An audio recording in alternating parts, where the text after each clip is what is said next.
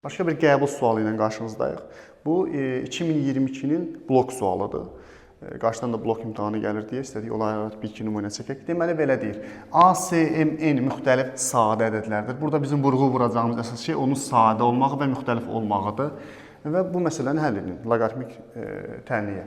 Gəlin yazağın. Loqaritma A əsasından B-yə dəymirəm qalır. Bu loqaritmanın qaydasına əsasən biz bunları çarpaz-ixtisara apara bilirdikmi? Bilirdik. O zaman nə qalır? Loqaritma A əsasından C. Loqaritma A əsasından C bərabərdir 3.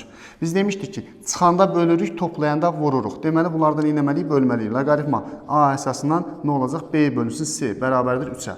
Loqaritma A əsasından B bərabər C idisə, B nəyə bərabərdir? A üstü C-yə. Və yaxud da ki, A üstü X deyək buna. O zaman buradan B bölünsün C nəyə bərabərdir? A-nın kubuna. Mən buradan B-ni də tapsam, B bərabərdir nəyə? A kubu vurulsun C.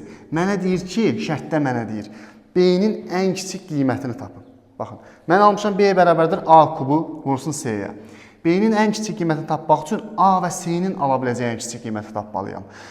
Ən kiçik qiymət deyəndə biz 1, 2, 3, 4 nəzərdə tuturuq da. Sadəcə burada sadə dediyi üçün, axı bir demişik nə sadədir, nə mürəkkəb. Ona görə A-ya verəcəyimiz ən kiçik ədəd.